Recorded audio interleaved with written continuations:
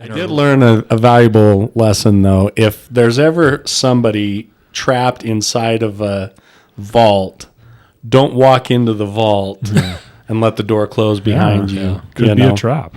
It might be a trap.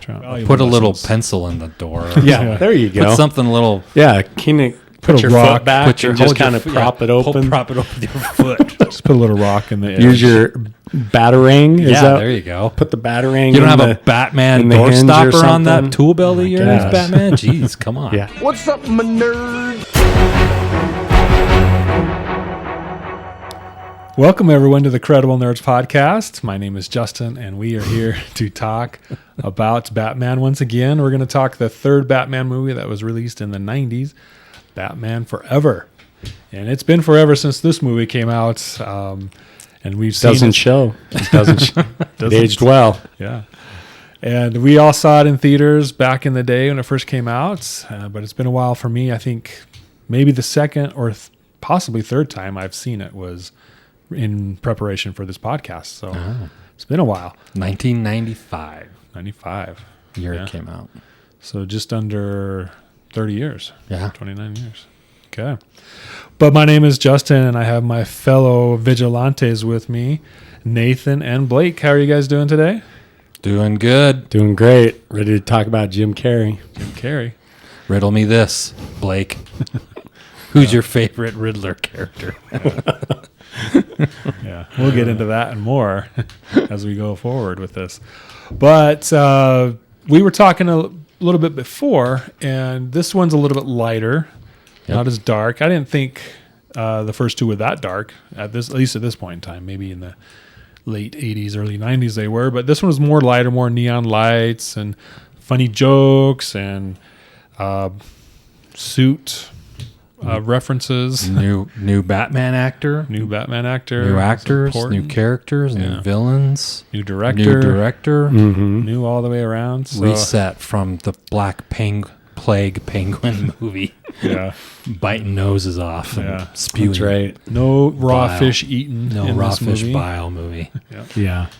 A penguin who rides a duck. Talk about a missed opportunity. Yeah. What's funny is when you read the reviews now from back then, and it's like, man, they praised all of these performances, and like Batman Returns actually had pretty good reviews, better than Batman Forever. But when you read them, you're just like, oh my gosh, you're off. You're off. That's not the case anymore. Yeah. But yeah. So with this film, it does change direction, and it starts off with, I like how it started out. It has that Indiana Jones feel where you start off in the middle of an adventure, right? And in this, it's the middle of a crime. Two-Face is trying to steal a safe out of a bank, a high-rise bank. For some reason, the safe was on the 20th floor. But he's there, and Batman shows up. He gets the bat signal, and he puts on his suit and says, tell us the line, Nathan. Oh, yeah. I love the opening of this one. After the crotch and butt shots, of course, which are completely necessary. Alfred asks him if he wants a sandwich, and he says, I'll get drive-through. So that's our first introduction to Val Kilmer as Batman. Yeah. Is he's going to go to McDonald's and get a Big Mac, I guess. Get a Happy Meal. On his way to stop a crime. Got time. You got time. They're fast. Yeah. And he gets in the ugliest Batmobile we've ever seen. Agreed. We talked about it last time. I have to say, I don't disagree with you, but I don't have as strong of I don't really care about it's fine. Whatever. It doesn't disgust me. It disgusts me. Yeah. Yeah. Okay. But check out last week's episode of Blake's Top 5 there. We talk about that and Batman vehicles. All kinds of stuff. But so he heads out to confront Two-Face. There's a big showdown. Two-Face escapes. Of course, it's the beginning of the movie. You can't get him already. But we're introduced to a new character, Chase Meridian, who's played by Nicole Kidman, and she's new in town. She's a psychologist or psychiatrist or something like along those lines. Criminal psychiatrist, something like that. Yeah. So she's there to study Batman and the villains, because Gotham City is a great place to do that. All kinds of crazy people running around dressed as scarecrows and Riddlers, Yeah. all kinds of stuff. Batman well, that's I think that's an argument, right? When Batman shows up, the crime fighting gets elevated. Yep. So then the criminals feel like they have to elevate their game. to the Yeah, match, it all right? just escalated. Because of if Batman. he had just That's what you're stayed Bruce saying, Wayne, right? then you just would have had normal bank robbers. But Yeah. now you got a guy with two faces stealing banks. Yeah. So What I love about this one is he shows up, and while the crime is happening, he and Chase have a little philosophical discussion about psychiatry. Well, I've read your work, and they're like, "This is playful." I'm a big fan. I'm big. Oh. And they're flirting and, talking about. Meanwhile, there's like people dying. Sanity and I'm like, oh, Yeah. here we go. yeah, yeah. I And did learn a valuable lesson though. If there's ever somebody trapped inside of a vault, don't walk into the vault and let the door close behind you. yeah. could You be know? a trap. It might be a trap. Might be a trap.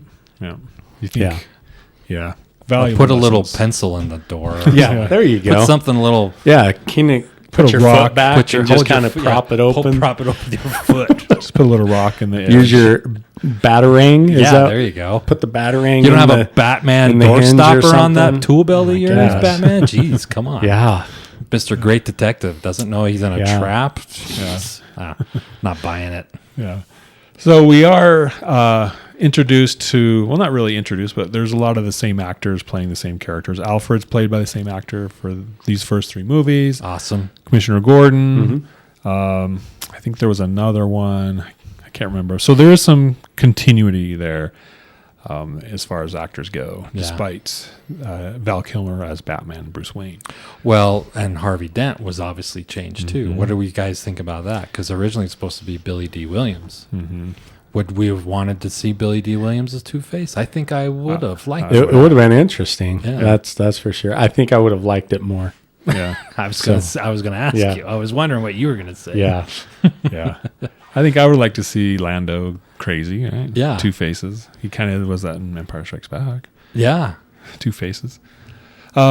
But They didn't bring him back. yeah, what do you guys think of Val Kilmer as a whole, as Bruce Wayne and as Batman? Did you like it? Was it a good pickup? Good casting? Yeah, he had a good look and everything. It Yeah. was really weird though and I actually remember liking him. And if before these movies, if I did a list of my favorite Batmans, he'd be in the middle somewhere.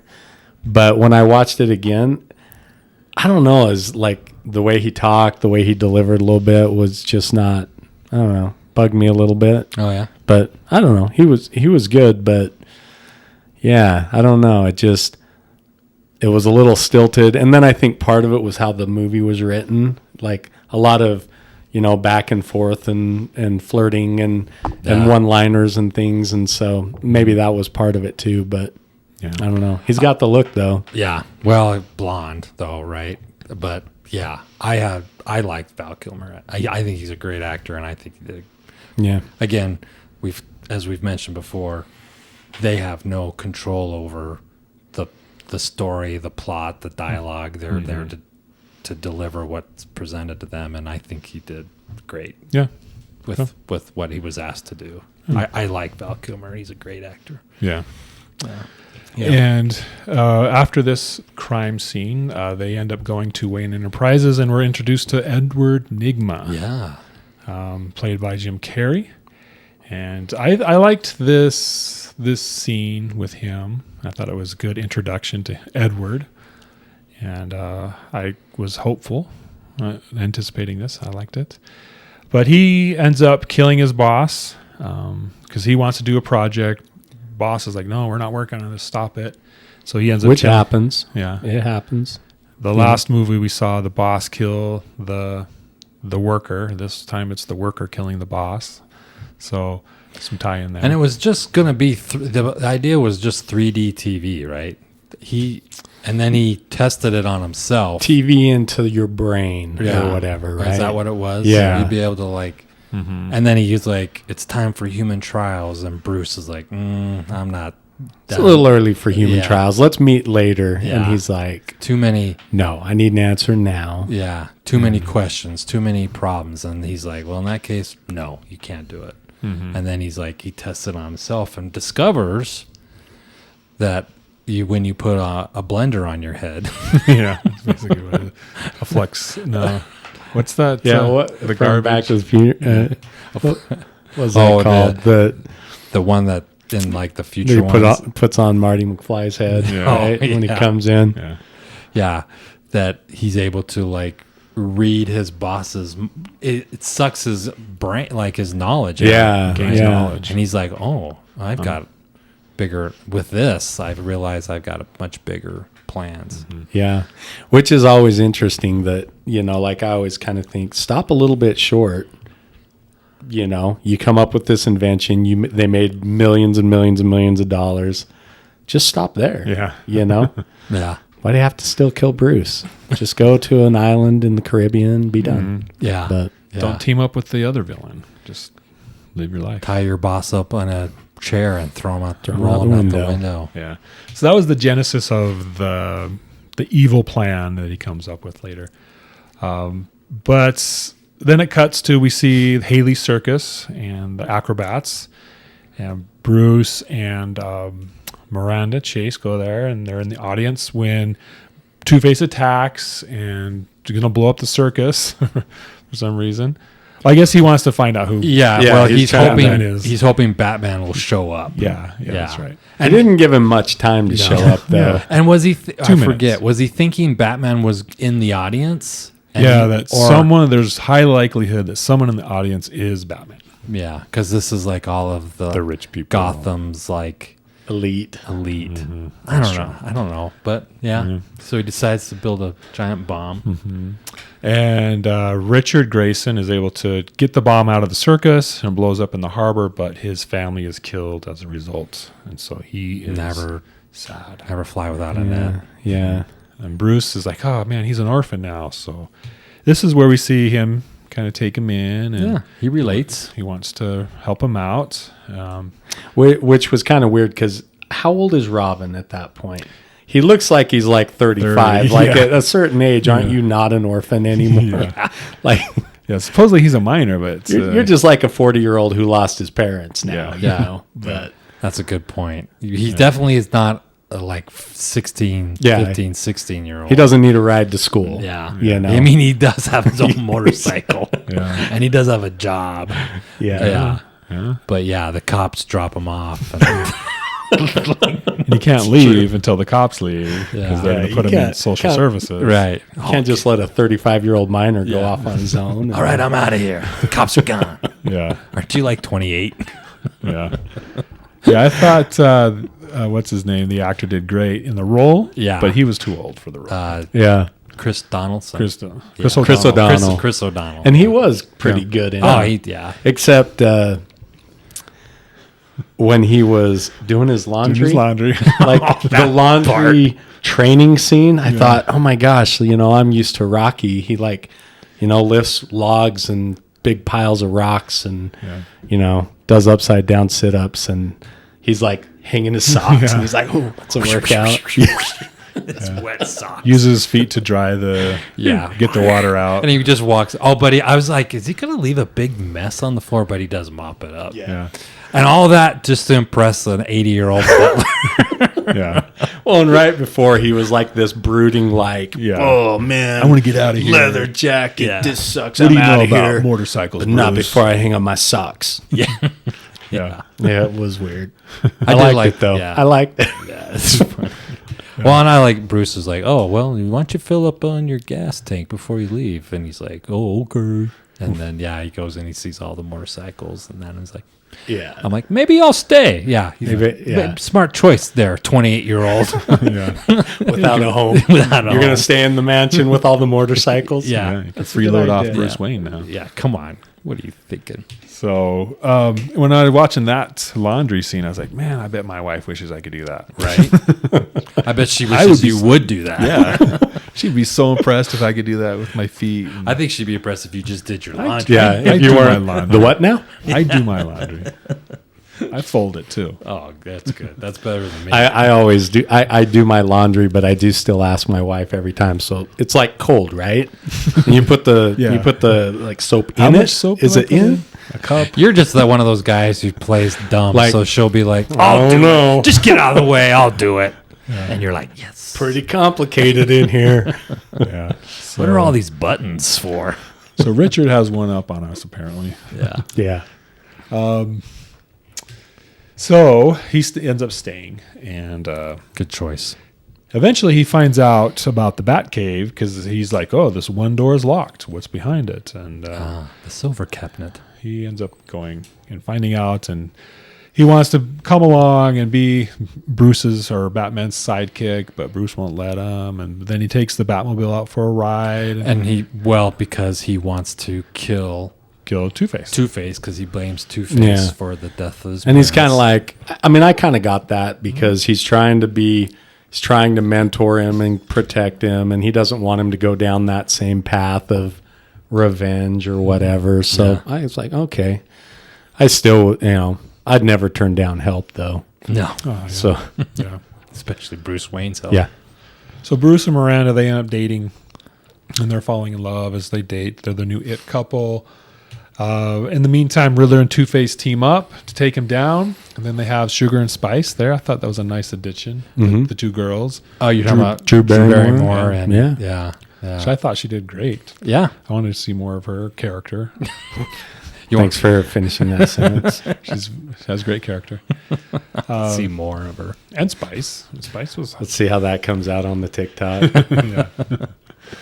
But their plan is to team up and create a box to put in everybody's home so they can, because this plan that the Riddler had, it's now going to steal memories so he can continue to be Still smarter, their IQ, but still But he control does- everybody's minds. but he doesn't have the capital to Yep. make cable boxes. That's right. Yeah. So he goes to Two-Face to be like, "Hey, you steal money, and then I'll help you find out who Batman is, so you can get your revenge." Because, and this is I thought was really dumb, because he's the one that turned you into Two-Face, and then that scene is he's just a lawyer standing in a courtroom, and like the mobster just throws a jar of acid and he pulls up a manila folder and it somehow saved perfectly half of his face and hair. the other melts. And if that's Batman's fault, Yeah. why should have been there. I never made that connection. I don't understand why he's so mad at Batman. Why is Yeah. he mad at Batman for that mobster guy throwing? Did he think that Batman should have kept that from happening?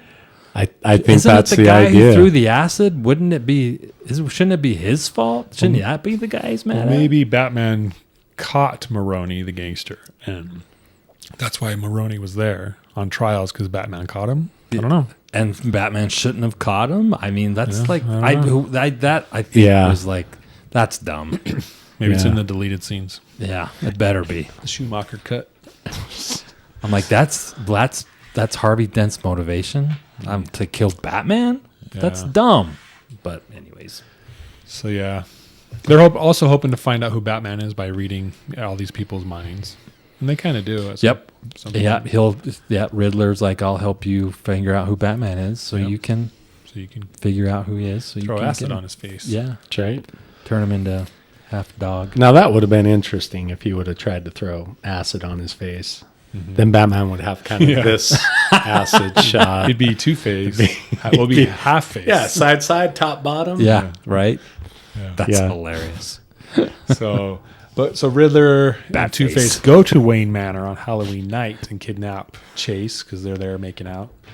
And they destroy the Batcave and they leave a riddle for him to find out. So Yeah. Why did they not kill him then? Yeah, Because they're like, all right, we got him now. No, don't kill him. We'll have him come over to our our place. lair, Yeah. and then we'll kill him there. well, he's got to learn. He's gotta- If you kill him, he won't learn nothing. Okay. That's the line. Okay, I got it. Yeah, but Got to make Two-Face- him suffer. You Yeah, can't he just was like- pop him right there. Yeah, Okay. and they knew he was Batman because he had gone in the box, and they had And they saw the bat. they saw the giant bat in his brain yeah. flapping around. Yep. Yeah. So All right. So Bruce relents and has Richard Grayson join him, and he has a new outfit. He's got a new suite. Yeah. So we see the sonar suit with Batman, and then Robin has his cool uniform too. So they take off. Which Alfred made because he had all that sandwich time on his hands. in like a day. That's a nice suit to have made so quickly. Yeah. So, but they take the bat boat. Robin takes the bat boat, which we talked about last time. Yes, we did. And Batman takes his bat jet. Yeah. Which was pretty cool. It was Yeah, cool. that I like was that cool. one. I did that like one. it. Yeah. And they head to their, I don't know what it's called, their lair. The abandoned discotheque. Did you like the part where he's flying over the Gotham and the bat signals up, and the commissioner's like, he's not coming, turn it off, and then he's like, wait. There he And is. then he flies over. He's like, yeah, go, go. And he celebrates like an old man. Yeah. And then, and like, as if he could hear, as if Batman could hear him, he kind of like, He turns. He gives the thumbs up. From 2,000 feet. yeah. And he's like, what? Like that. But then the neck thing, it's like, Yeah, he's.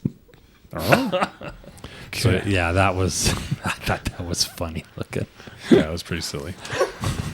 And then when they arrive To the giant, as they go out to the giant blender out in the harbor. And when did they have time to build that? I know. Like it has customized Riddler door handles, and there's like two things that'll drop down into the water. These things come out of the ceiling. All these World booby War- traps. Yeah. And World War II mines, underwater submines everywhere, and they're A playing bunch of Batman. Navy SEALs out there waiting for you. Yeah. Hey, you guys, just put on your scuba gear and just go wait. Just wait. They might bring a boat.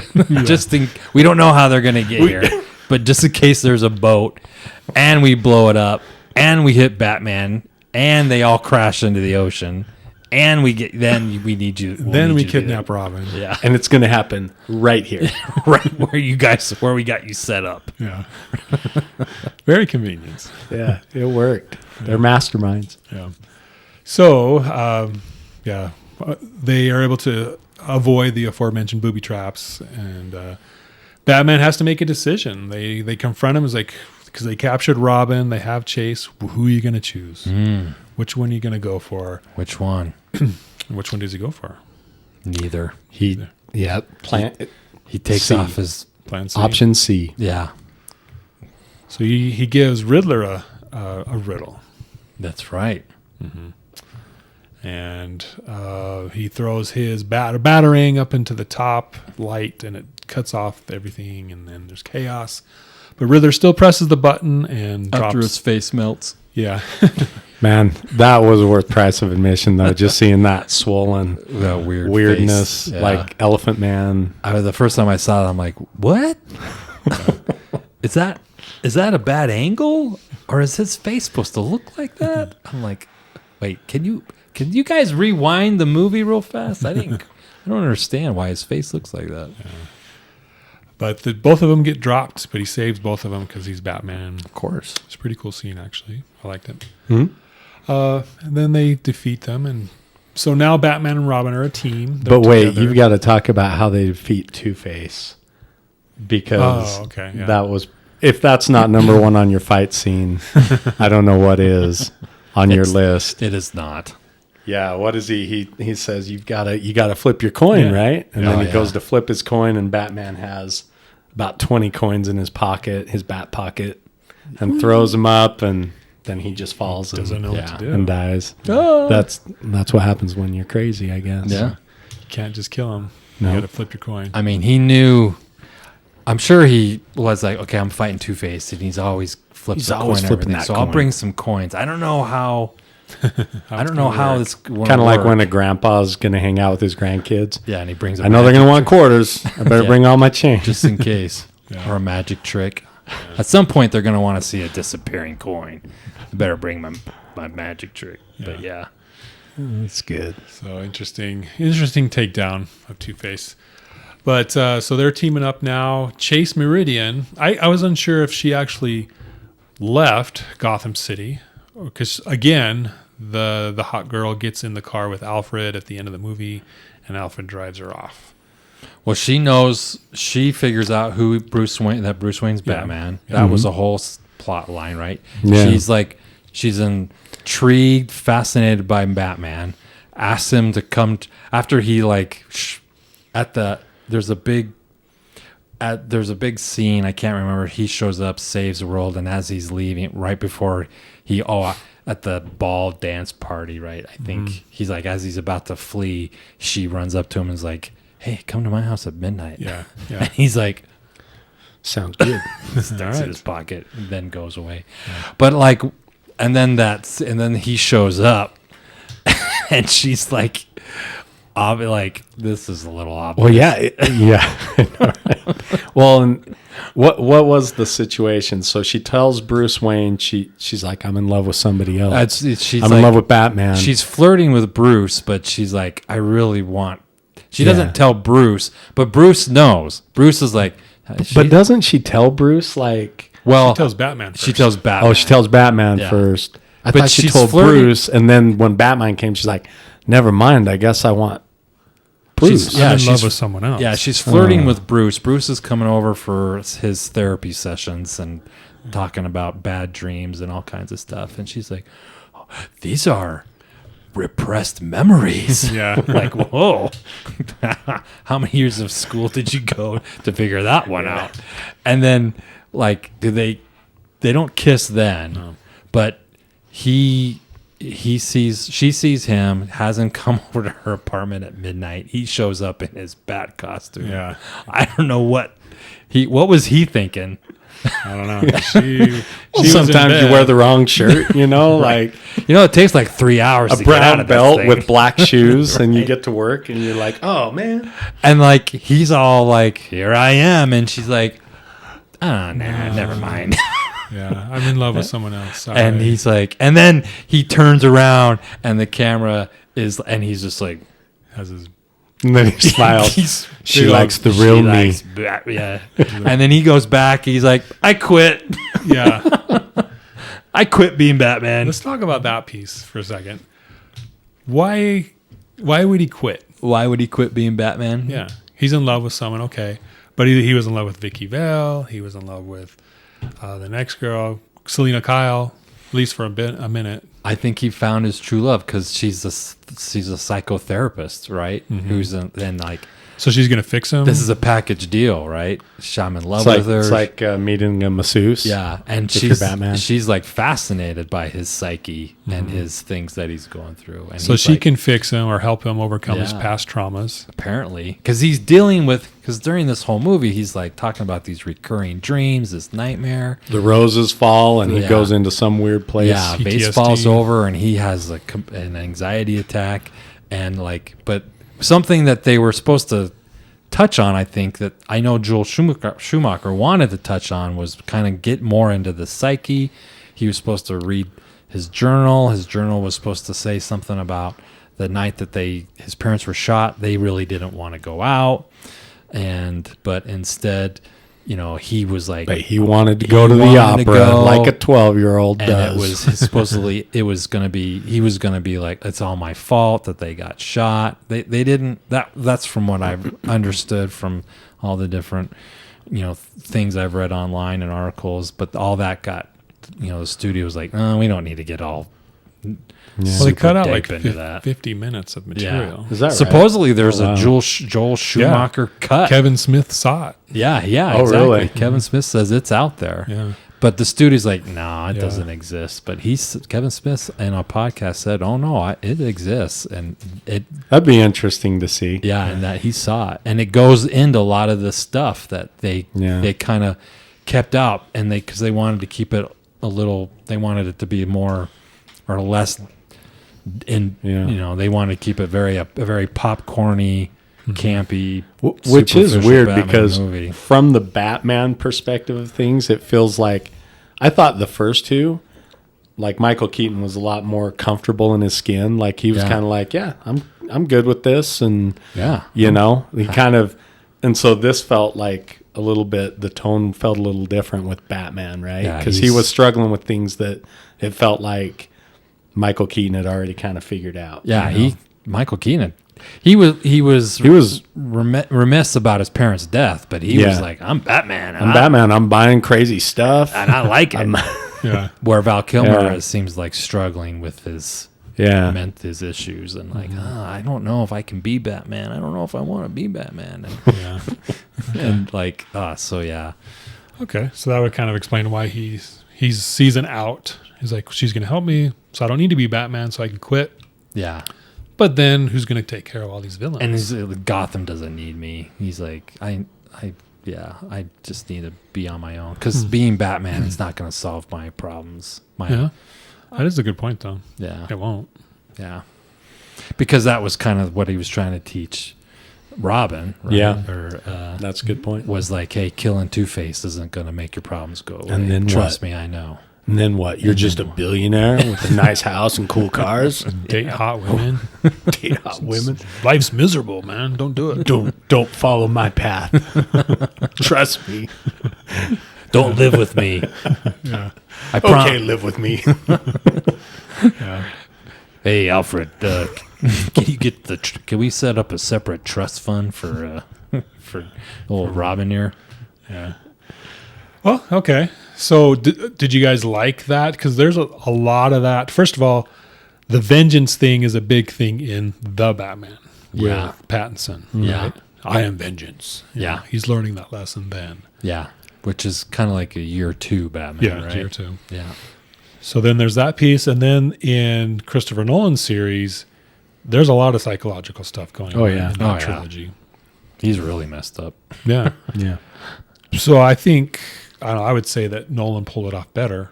And of course, he had 3 movies I think to do the it. arc was a lot better. Yeah. Oh, You're yeah. right. Compared to this one movie. And I liked how they did get into it because it offers more depth to the character. Yeah. You see more of struggles and is he going to do the right thing? Is he going to do the wrong thing again? And Yeah. it's not just this cardboard, I'm a hero. I have no problems. Yeah. I'm rich and all that stuff. So, I think, I think that was always kind of his intent. Like, let's get a little more into this character. Depth, to Joel Schumacher's credit, but it didn't with the overacting of Two-Face and the Riddler.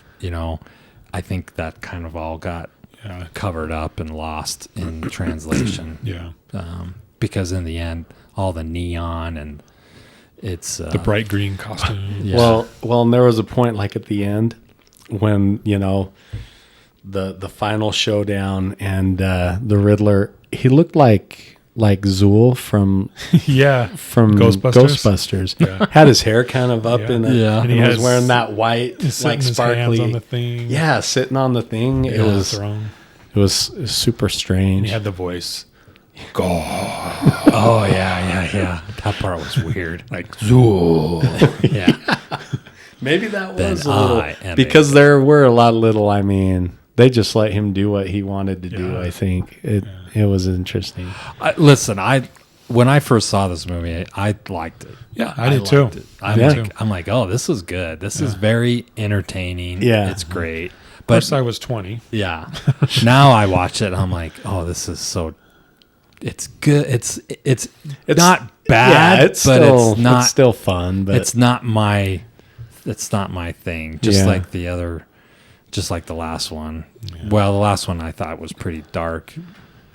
So with the introduction of Riddler and Two-Face, how do you like these new villains, Blake? yeah. So, I mean, What do you think of I them? think they might be the best of the trilogy. No, I did not like them.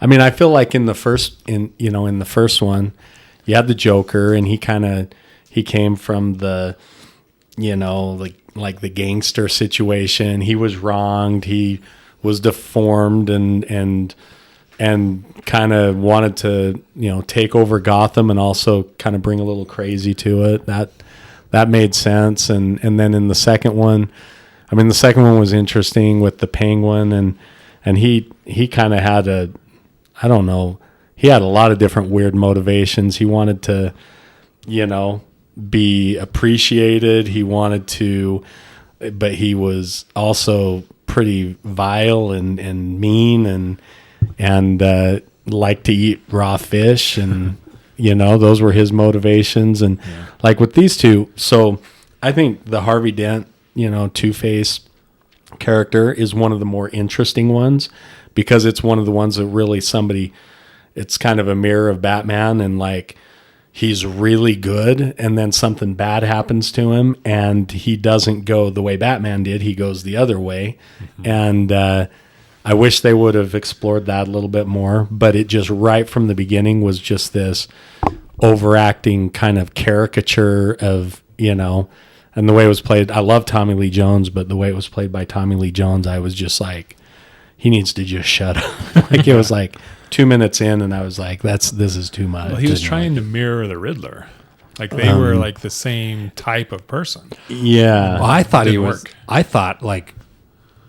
my thought, I don't know if it's true or court, was like he was trying to like, Jack Nicklaus got so much praise for his role. I'm like, I thought he was like, this is my Jack Nicklaus version of Two-Face, of course. Yeah. But he wanted to like overact, like not that Jack Nicklaus overacted, but he did accentuate the character. Yeah, kind of accentuated it and and then exaggerated. I know that when like it's kind of common or whatever knowledge that like Tommy Lee Jones and Jim Carrey didn't get along super well, and Tommy Lee Jones, Jim Carrey drove him crazy, and it almost, I don't know, like I don't think Jim Carrey had a problem with Tommy Lee Jones. I think it was all one-sided. I think you're right, and so as Tommy Lee Jones is playing that character, it just felt a little bit like, man, are these guys trying to one up each other? Yeah. What are they doing here? And it's so funny because I think the Jim Carrey quote was that he saw him. The story goes he saw him at like a dinner or a meal during the production, and he walked up to him and tried to get to know him, and he was just like, "Get away from me! I can't stand you and your buffoonery." Mm-hmm. And it's kind of like, but yet when they call action, that's exactly Tommy Lee Jones is like acting just like Jim Carrey does. Yeah. But when they yell cut, does he just like does he just go and sit down and eat a sandwich? Jim Carrey doesn't. And Jim Carrey just keeps acting Jim Carrey and jumping around and bouncing off walls. I don't know. Tommy Lee Jones, he just shuts it off. I like the idea that they're trying to one up each other, or at least Tommy Lee Jones is, because I think that's Jim Carrey. That's how he always acts in his movies, except for that one serious one he tried to do, which was actually pretty good. But so I like that idea. Yeah. I don't know, and I mean, like the Jim Carrey character, I think it started out pretty well, like you were saying. Like this is an interesting guy. This is kind of an unhinged genius. Let's see where this goes. But then, as I watch kind of Jim Carrey in the part, it's like with Jim Carrey, I always kind of feel like, man, if you can keep the volume at 7, he's pretty good. Yeah. But he just like it's just got to go to 11 all the time, and that's a little too much. But like he's kicking, and it felt a little bit like I was watching a cross between The Grinch and like The Mask, and Ace Ventura and all those things. He even references a couple lines from previous movies, and so anyway, it was like, man, if that was just turned down to about a 7, it would have worked a lot better for me. Yeah, but they were the least interesting of the characters.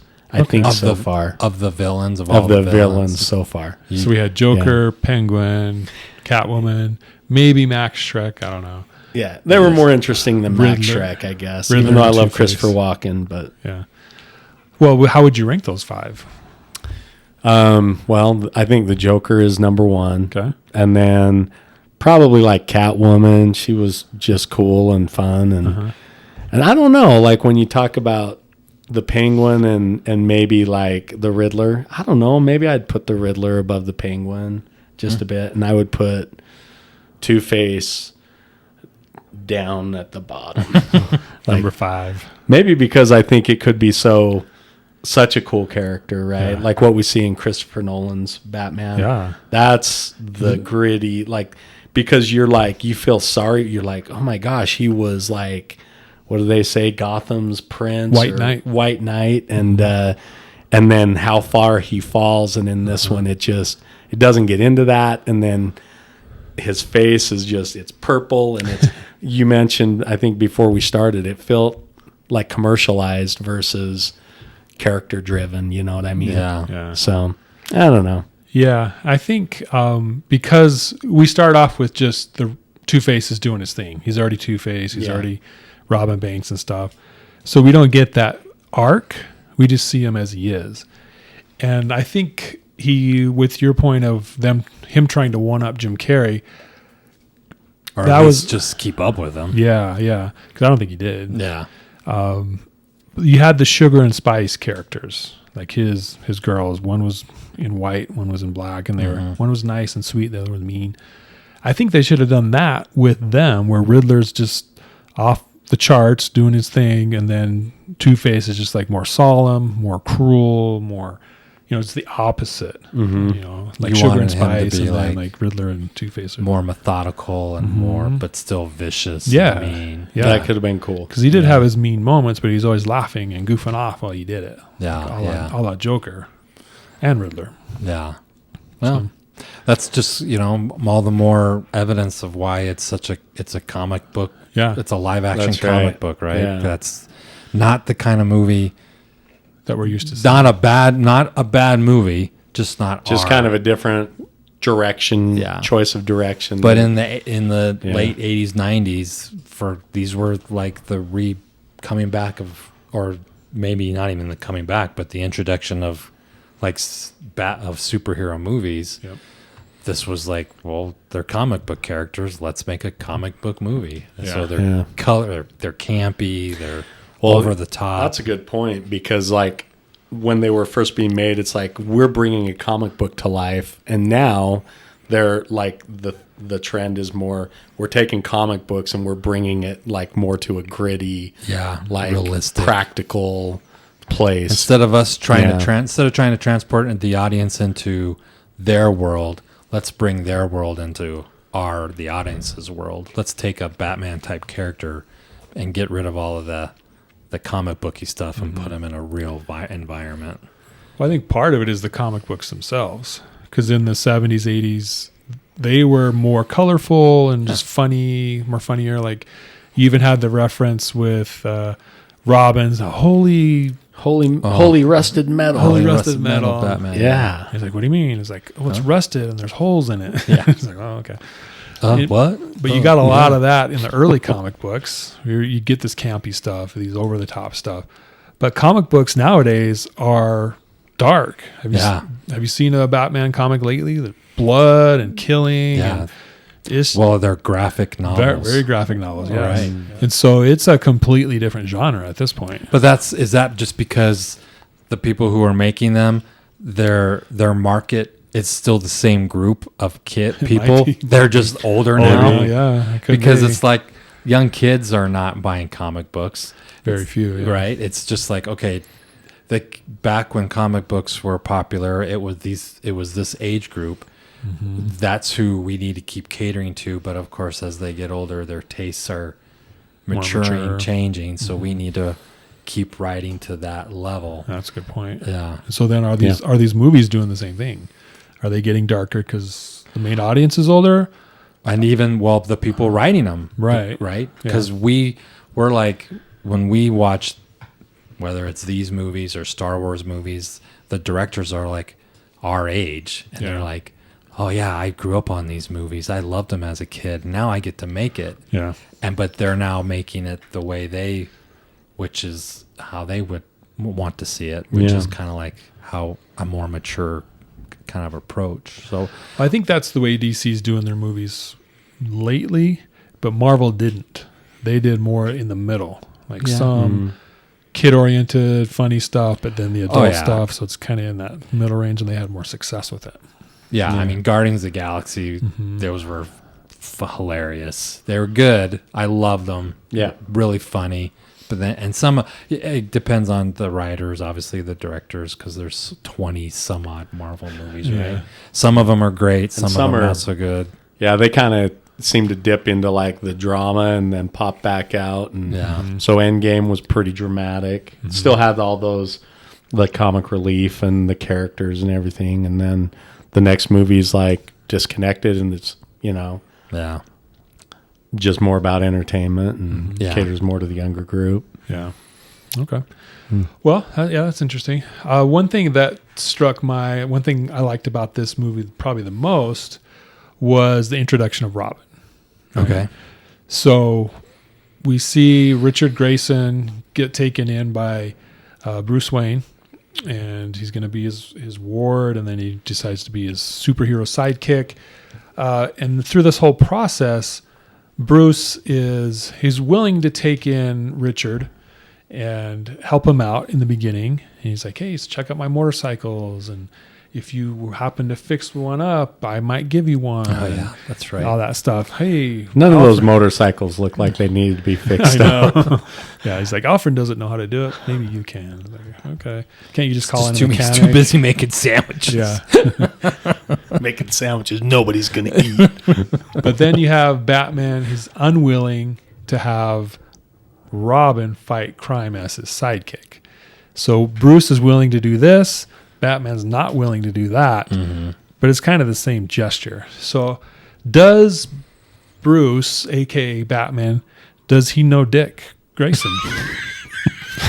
Man, it's a great question. I don't know. Does he? Or does it? It's the great question that we all wonder. Truly It's is. it's one of those mysteries of the universe. So I didn't understand the question. Does Bruce, Batman, does he know Dick Grayson? Like, You mean like- know him from the past, or Or does he know how to raise him or treat him or manage him? Well, I look at it like, okay, Bruce looks at him and looks at him as he's an orphan. So he's like, oh, he's just like me. He's an orphan. And I'm going to take him in that ways. But as Batman, he knows how dangerous it is to be Batman. So he's like, oh, you can't be my partner because it's dangerous. And I don't want you getting hurt. So he's doing that to protect him. But he can relate to Dick because they're like, hey, he's me. This is a younger me, right? So why can't he be the superhero too? I think he's just trying to be protective. Yeah. I don't know. I'm not saying it's right or wrong. I'm just like, I think that's why. Well, and the fact that Batman kind of Bruce Wayne tries to kind of give up Batman during this movie, like, I can go be a normal person and be in love. And it kind of seems like that's always something that is a theme that Batman wants. He's like, I've got to be Batman, but I sure wish I didn't have to be Batman. Yeah. And so, I kind of read it a little bit like he wants to nurture him and things like that, but he also kind of wants to, it's like a parent, I want my kid to be like me, but not too much like me. Right. Not these things. I want them to be better than me. Yeah. Yeah. Take the good and leave the rest. Okay. So, Well, one part on that same line of thinking, though. So they're at the party where he's introducing the television box, and Two-Face shows up. Batman comes in. He chases after him. He climbs up to the top of the building. He dives down, and then he gets, blowtorched, right? Mm-hmm. And then he gets and then who saves him or who pulls him out of the sand? And then he dumps sand on him. And then Robin pulls him out of the sand. The very next scene, they're in the Batcave, and Bruce is yelling. I'm like, what are you doing? You could have gotten yourself killed. And I'm like, he's not in. They only show him 5 seconds of him, and just pulling you out of the sand. I'm like, what are you mad at him for? Yeah. He didn't show up and fight along the side of you. That was all you the entire time. All he did was pull you out of the sand, and you're like, you could have gotten yourself killed. And I was like, how? Yeah. That didn't make any sense to me. And did you like when he takes the car? Yeah, that was funny. Did you like that? Yeah, that was good. That part. And did you notice that the Batmobile, when he's driving it, the wings, it's separate at the top? Yeah, I did. I did not notice that. Yeah, I didn't know that they did that. But I still hate it. when he's driving it, the fin at the top, it separates like this. So it looks like two But then it shows it back closed again. It's weird. But did we ever figure out if that's a single seater or a 2-seater car? I don't know. I think it's yeah. I don't know. But it does drive up the wall. It does Yeah, it drive up does. the wall. It does. It's pretty cool. How it gets over the top is another story. It just stays up there. Yeah. Hangs there. Just hangs there, looks down at the bottom for the bad guys to leave, and then He's just like, okay. slowly lowers himself back down. Puts it in reverse. Yeah. Waves to the people. No, he turns and gives them thumbs up. Yeah, like this. Yeah. Yeah. Okay. Oh boy. So we have this origin story of Dick and his becoming Robin. Right. We also have the origin story of Edward becoming the Riddler. Edward Nigma, which I We- thought was cool. It was. Yeah. Like it felt Enigma. enigma. Yeah. Is that a thing? Yeah, yeah, that's like- his name. No, I mean, was that a? I mean, it is in the comic books. comics. Yeah. Edward Nigma. I Yeah. didn't know that. Yeah, and then we kind of get the origin story of Two-Face, but not really. It's really weak. Yeah, it's- you kinda it's get pretty robbed a little. Flashback. Yeah. So in the previous movies, we had the origin story of the Joker, which took a lot of time from the characterization of Batman and his presence on screen. Then the same thing with the second one with Catwoman and Penguin. And I felt that, again, Batman took a backseat to their origin story.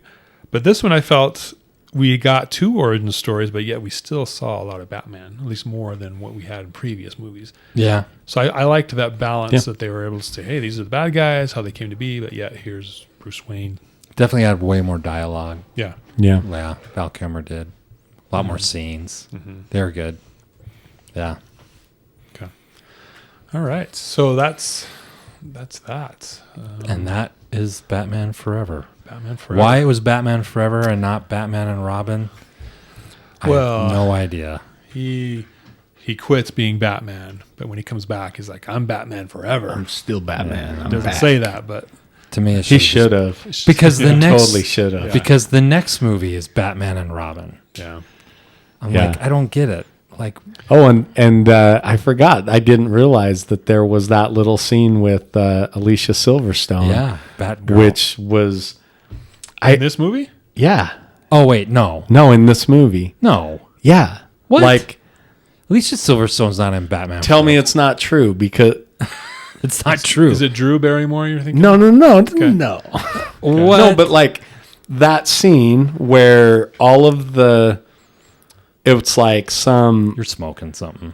it's like a neon Day of the Dead or something going on. Yeah. All the criminals. That's not her. I swear it's Alicia That girl Silverstone. that Chris O'Donnell I rescues. thought it was. When Dick shows up in the Batmobile Uh-huh. and he chases them Yeah. all I- off. is he it really saves not the girl. her? That's not- I don't I thought know. it was. It kind of No. looks like her. I'm It gonna does. look. I could. Yeah. No, that's I'm not gonna her. look. That's just. And he's Because like, I was like, oh, that's an interesting tie-in, but I am not No. sure. That would have been.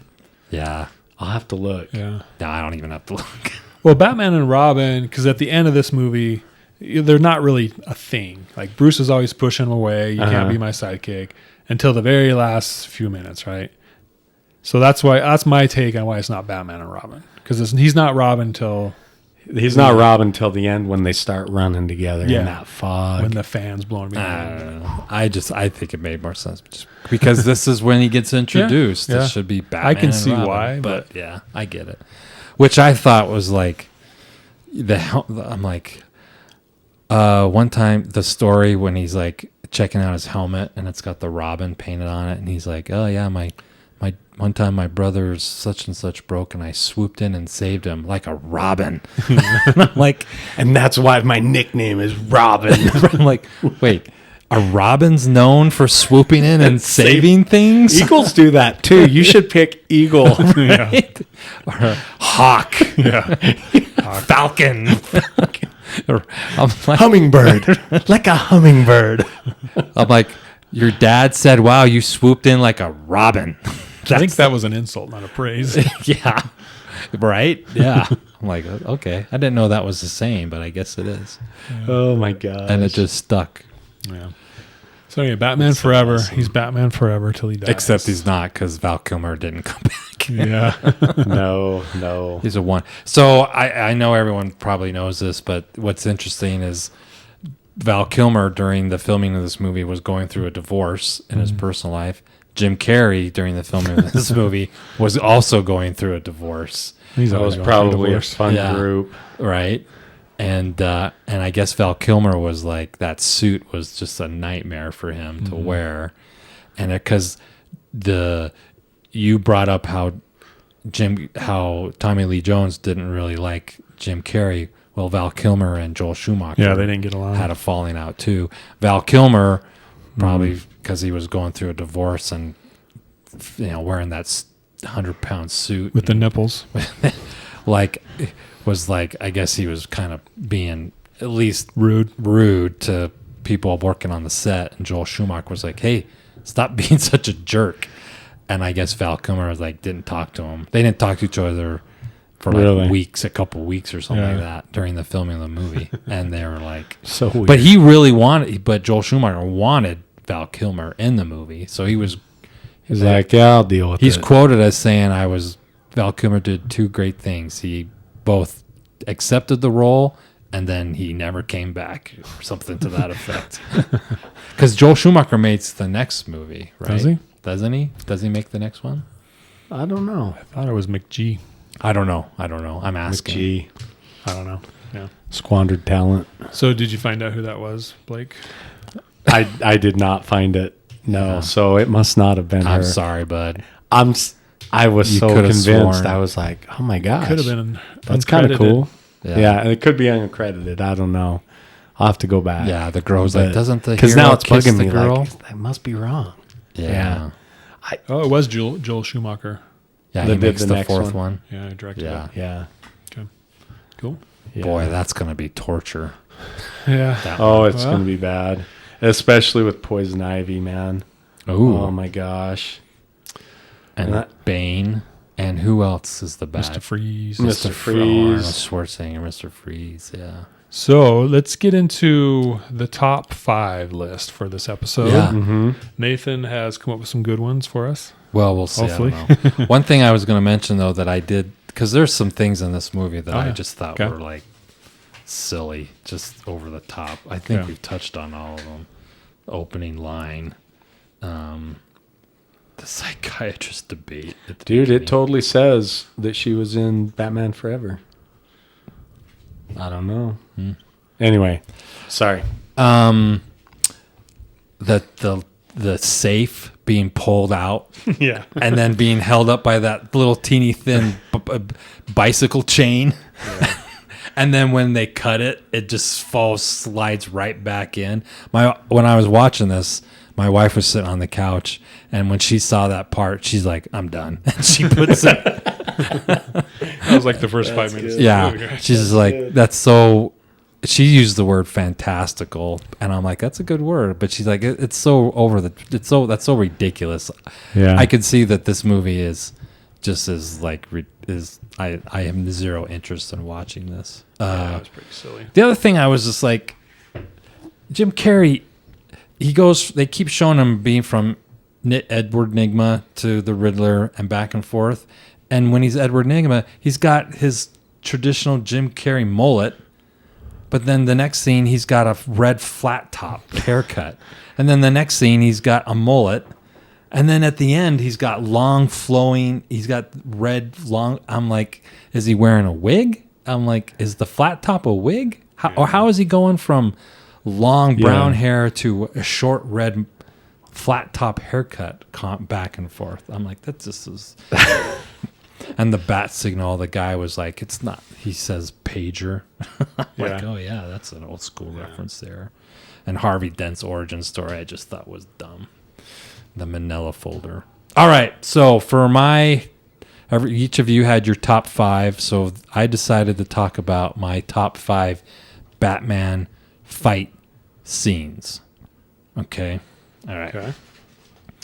For all movies? For all movies. All movies. Okay. That where Batman was fighting, which I probably could redo this list because I couldn't remember all of them. I'm sure there's some scenes that I'm like, oh yeah, that's better. This will be a good one to revisit. Yeah, at the end.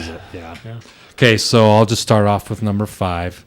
My 5th favorite Batman fight scene is the end finale of the 1989, where Michael Keaton fights all the henchmen and the Joker. That's pretty funny. I like it because it's like, it's funny. The bong in the head against the bell, the music, the dancing around, punching in the face. The Joker throws the fake teeth out. I'm like, that was good. It was funny. I laughed out loud watching that then. My next favorite Batman fight scene is the one from The Batman with Robert Pattinson, and it's really short, but it's the one where he goes into the nightclub, and if you remember, he's like, he knocks on the door, and the twins, those two guys, answer the door, and he just beats the crap out of them, and then he walks in, and like one guy swings at him with a bat, and he grabs it, and while he's beating on him, someone shoots him, and he turns around and looks at him and just takes the bat and just throws it right at him, and then shoots another guy. And then the twins show up. I'm like, that's awesome. And it's not the same scene, but then the hallway fight scene with the machine guns. That was pretty cool. My next favorite fight scene with Batman is Christian Bale in the warehouse where the Joker has swapped the bad guys with the good guys. Oh yeah, duct taped their guns. That was cool. And he's like saving them, and he's saving them. And he's going around and shooting all the pillars, and then they had the SWAT team also was coming down. He's having to protect, like save people before the SWAT team. Yeah, because the SWAT team is thinking that the bad guys are the guys in the, like, dressed like assassins, but those are actually they're the good guys, right? They're the hostages. Yeah. With guns duct taped to them. Yeah, so he's he's tying them all up with ropes and like sending them over the railing, and they're all dangling. I think there's a dog. Some dogs bite him, and he's got to beat off the dogs. Yeah, I like that. That's a good cool scene. And he's using the sonar, right? And he can see them using cell phone signals, and this is what I liked about that scene versus some of the, like, in the last Batman Christian Bale movie when he's fighting, a lot of those elements that we love about Batman, they're not really there. It's just fisticuffs. It's just like at the end with Bane and all the people. It's just plain old fist fighting, and and using his what he learned how to, but I missed, like, with Batman, you're like, man, where's the batarangs? Where's the devices? Where's the smoke bombs? Those kinds of things. But he does use some toys in that scene and some others. So I really like that one. My second favorite Batman fight scene is actually the one that Michael Keaton just did in The Flash. Oh, yeah. Yeah. To see Michael Keaton come back as Batman and in that Russian warehouse, the silo, that was cool. Swoop down, use his cape, use batarangs, use smoke grenades, and everything. That was awesome. I loved it. And he's punching, he's kicking, he's flipping, he's flying, he's using all of the tools in his tool belt. That was just, and that was awesome. Yeah. And just like, he looked like a natural. And I love the line. He's like, oh, this is going to hurt. Yeah. And that was the best. And then my favorite one would be the warehouse scene with Ben Affleck. Yeah. That is where so awesome. When he just jumps, when he comes from the second floor and they all fall down, and he jumps up and he's shooting all the guns, taking the guns out. And then he's just like, all right, let's get to it. Yeah. And he just starts. And they're like stabbing him. Yeah. And he gets the knife and stabs them. Yeah, I love that part. Yeah. He gets stabbed in the shoulder, and he pulls the knife out, and he's like, who was that? And he goes right after that guy, stabs him right back. Yeah. And then he punches that one guy in the head, and his head goes through the floor. Yeah, that was so cool. And the guy with the grenade, he kicks him, and he flies into the hallway with the grenade, and it blows up. And then he kicks that guy over the crate, and then he's using the grapple hooks. He's using, again, he's not only is he a bat, you know what, but he's also using boom batarangs. He's using like the toys, the I don't know why. Cable gun. The cable gun and shooting guys and pulling them towards them. Yeah. I'm like that scene was just that's my favorite for sure. Definitely. He throws guys through the walls, and then he shoots the fire tank and it blows up, and he protects her with the I'm like, that's one's my favorite for sure. That's good. That's a good list. Yeah. There you go. I like all those. I'd add somewhere, probably towards the bottom, the Christian Bale in Dark Knight Rises when he's on the roof with Catwoman, and there's like 10 guys coming at him. Yeah, that part's pretty cool. Yeah, that's cool. I thought I consider that one, but I'm like, I only got 5, so yeah. You gotta make a tough choice. Yeah, so I'm like, yeah. And there's definitely other ones. Yeah, I mean, when they're not really big, like when Robert Pattinson's in the police department. Yeah, got him. That all. was cool too. Yeah, and he's fighting off all those guys. Yeah. Or at the beginning when he goes down to the subway. Yeah, I wanted to put that one in, but he just kind of beats up the crap out of the one guy, and then the other ones kind of take off running. But I love that scene. I'm vengeance. And just bam, bam, bam, bam. Yeah. I mean, that was good. Lots of good stuff. There's some good ones in that. There's one where Christian Bale has like when he's in, I think it's Arkham, and he uses the bat signal, it's in his shoe, and he pulls it out, and it literally calls bats. Oh yeah. And they fly. And he rises up through. That's how he gets out of there. I'm like, that's a pretty cool scene too. Mm-hmm. Yeah. A lot of great moments. There are some good ones. Yeah. Good list, Nate. Thanks. Yeah.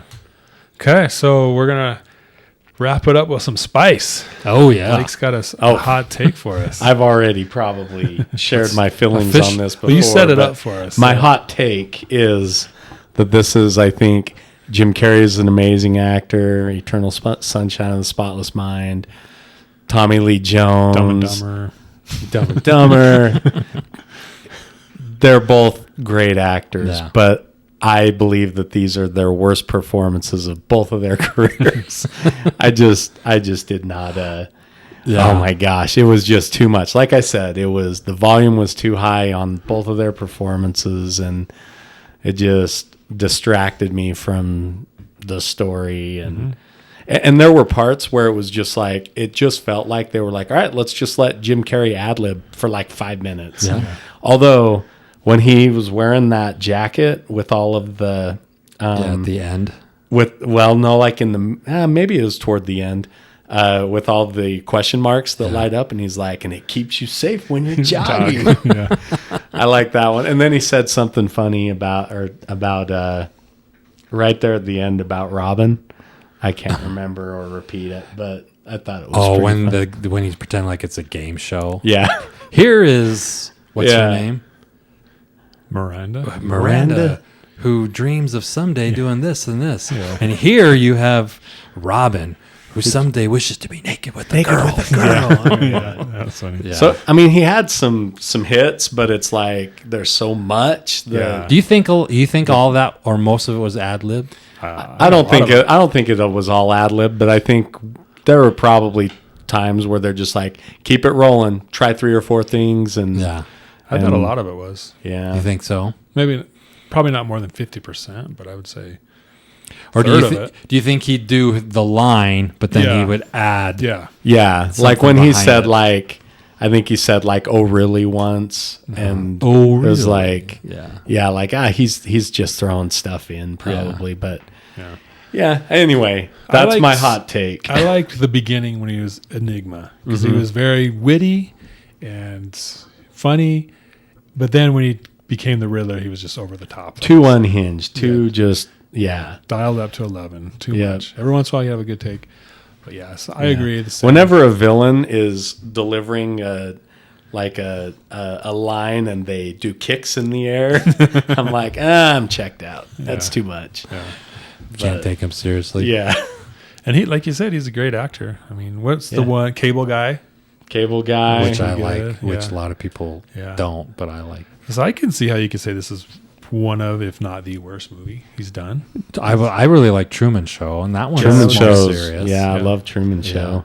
I never saw the Spotless Mind one, and I never saw the cop one where he's like a motorcycle cop, and he's like, Oh, yeah. he's got like, Me, you, and Irene. or yeah, something. me, or it's like me, my, yeah, Yeah. something like Yeah. that. I never saw that one. That was crazy. And doesn't he have like alternative personality? Yeah, he's got or split al- personality. that one's Allergies. funny for about 20 minutes, Yeah. and then it's just annoying. Oh, yeah. It's just stupid. Yeah. I never saw that one. Yeah. But Liar Liar. I thought it was good. Yeah, all those were good. I like you Liar know. Liar. The Ace Yes Ventura Man. Yes Man is great. Oh yeah, that's Yes Man. Well, compared to all those, this is the worst one because those are good. Yeah. So is this worse than Mask? It's Oh, worse than Mask, yeah, because Mask was what Mask was, you Yeah. know. Which I liked Mask. Yeah, because thought it was good. Yeah. It is what it's supposed to be. Yeah. Silly and all that. You know, that is that movie. So Tommy Lee Jones, he's an accomplished actor. Yeah. So it's easier to see him as this is the dumbest movie he's done. Yeah. Compared I mean, to- yeah, Jim Carrey, like some of his movies, I mean, So do you think that he just can't pull off that overacting like he did? Tommy Lee Jones. Yeah, and he it was just like, stick to serious it's out of acting. It was his just like wheelhouse. nails on a chalkboard. He like turns and howls in the air, and his cackle and Yeah. everything was just like, Yeah. I don't even know what's going on. Definitely out of handle his it. wheelhouse. in my Yeah. Yeah. Yeah. I actually didn't mind it. I have Okay. to admit. Well, I thought if he would have done the more serious side of things, I agree it that would that been might better. have been better That would for have the been cool. movie, for him to be the dark, brooding, Yeah. sinister, Yeah. violent guy. And then he's got this goofball Riddler. Sidekick. Not goofball, but the more dynamic Yeah. Riddler. That could have been Maybe that could would have been a interesting. better. But I actually think Tommy Lee Jones tried really hard and didn't do that. It may not be fit his caricature of how he typically acts, but I think he went outside of his comfort zone, and He definitely did. I applaud him for that part. Yeah, for sure. Yeah. I think there were moments less than with Jim Carrey, but there were moments where like, oh yeah, that's good. Yeah. I like that. I like the part where they're like in the ball, and the Jim's like, "Okay, how do you tell me how you punch a guy?" And he's like, "You get back, whack him," and he punches him in the one guy in the face, and then I thought that was good. And Yeah. Yeah. It felt like every time he was kind of like, all right, I'm okay with that. Then he would just like turn it up again. Like he'd finish his line and then he'd just laugh off into Look nowhere up in into the sky, space, like yeah. howling like a, like a cartoon. Yeah. And that just was off-putting. too much for you. Too much. You wanted to see The Fugitive, Tommy Lee Jones. I did want to see him in some outhouses and dog houses and chicken houses. or Cowboy whatever. Tommy Lee Jones. Yeah. Yeah. No, I get that. Yeah. All right. So, any final thoughts on Batman Forever before we wrap things up? Just one more. We just got one more to go, and then we get to go. Go to the good Go stuff. to the good stuff. Yeah, Christian Bale. Huh? Yeah. Yeah, they're all right. So, as far as these three movies go, how would you rank them, Nate? Ooh. Well, I have to go with Batman 89 as number one. I don't know that it's that's the tough part with these. And Yeah. whenever I do these, I'm always like, I always end up going with like the first one just because it's like, The original. it's the original, and it's Yeah. the one that usually is the one that captured your emotions the most, right? Yeah. But and the second one isn't. I liked it more younger. Now I'm like, okay, this is just too much. I guess for these three, I have to put them in order. So I would just do 1, 3, and 2. Okay. Yeah, 1's the best, 3's the second best, 2's the third. Yeah. What about for you, Blake? 1, 2, 3. I mean, 2 was not great, and 3 was like really like claustrophobic, and the sets were small and Yeah. and weird. But you like But I'd Penguin still one do over- that as 2, and then this is 3. My biggest problem with 2 is yeah. not the darkness so much as just the storyline is just what It is. Yeah, the we did plot talk is about like- that last time. He just wanted to the open main a- bad guy is Shrek, and he wants to build a power plant that steals power, and the Penguin is not really that a bad guy. Penguin's the criminal mastermind. He's supposed Gotham. to. He should have been, like I said. I'm repeating myself, but he should have been the criminal mastermind, and using Shrek, and even have a twist. Like we thought Shrek was running the show, but we find out later on it was actually Penguin pulling all the strings or something. And he was. That's my problem. I don't disagree with that. That's my problem with 2 is more than just like, oh, that's not my style, but it's just like, the story is just very lackluster. Yeah. I'm like, I think the only thing that puts it, because when I watched this, I was watching it and I was like, my wife was next to me and she was like watching something on her phone and I'm watching it and the whole time I'm like, oh my gosh, this is not great. And I'm like, what are you watching over there? And she says, not Batman. She's but that's every night at my house. I know, right? I'm watching something on TV and my wife's like on her iPad watching something completely different. Yeah, absolutely. But I mean, the thing that maybe puts, I mean, it was still fun to watch, but the thing that puts 2 just a bit ahead of it is just Michael Keaton. Yeah. He's my Batman. So. Yeah. Okay. Yeah. Yeah, mine's 1, 3, 2 as well Yeah. for similar reasons. And Michael Keaton, he was supposed to do this one. Yeah. He met with Joel Schumacher and was like, I don't like where you're taking this. Yeah. He's like, I'm out. They offered him $15 million. He turned it down. Wow, way back then. Mm-hmm. And Val Kilmer, from what I understand, did a 3-movie deal up front. Oh. But after the 1, he's like, I'm out. Interesting. The other part was like Chris, the Wayans guy was supposed to play Robin, and so Billy D, not Billy, the guy who played Harvey Dent in, is it, no, Yeah. Billy D. yeah, he had a play or pay contract, so even though they didn't bring him back, they had to pay him to still. Oh. And the same thing with Wayans. He had a player pay contract. So even though they didn't use him, they still had to pay him. Like which Wayans? Damon Wayans? The oldest one, I think. One of the, I think of the younger ones. Yeah. He was supposed to be Robin. Huh. And he talks about it in an interview where they're like, they had to pay him. I think he got paid like $1 million To not do something. to not be in it. That sounds all right. They didn't pay him to not be in it, but that was the deal. They paid him because they went a different They had to direction. pay. Yeah, they were like, well, the contract was to use them. Whether they use them or not, they had to pay him. That's interesting. Joel Schumacher wanted Chris O'Donnell. And So the way this one, as far as canon goes, this one is not considered part of the timeline of Batman and Batman Returns. It's an alternate timeline, and I'm assuming the next one is as well. But they actually did a comic book, Batman '89. so is it, you mean timeline or universe? Is it supposed to be a different universe then? Yeah. Oh, interesting. Timeline or universe. Yeah, different, branch. Yeah, It's not part of that first 2 storyline. because it's not Michael Keaton. Yeah. And so they created a comic book with Michael Keaton's likeness and stuff to continue the story. Oh, So I haven't read that yet, but That's read that. interesting. So Billy D. Williams did voice Harvey in Lego Batman. The Lego one, yeah. They got him. Yeah, that's they cool. got him to come back. It's But probably part of the contract, right? yeah, maybe. We'll use you again someday. Robin Williams, they were like, they wanted Robin Williams to be the Riddler. That would have been good. That would have been good. Yeah. But he was like, no, you guys hosed me over because they used him as bait to get Jack Nicklaus. Yeah. oh, And yeah. he was so put off by that. He was like, no, forget you guys. Yeah. I'm not coming and I'm not going to be your second choice for the Riddler. That's insulting. So he's like, no. Interesting. All right. All things you hear or read on the Yeah, and a lot of the things Interwebs. that come out like 10 years later, Yeah. 20 years later. It's yeah. interesting. Yep. Well, All we'll right. see if Batman and Robin is see how number that one. does.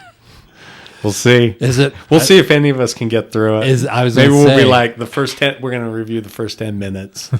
Yeah. Is it even watchable? It's not.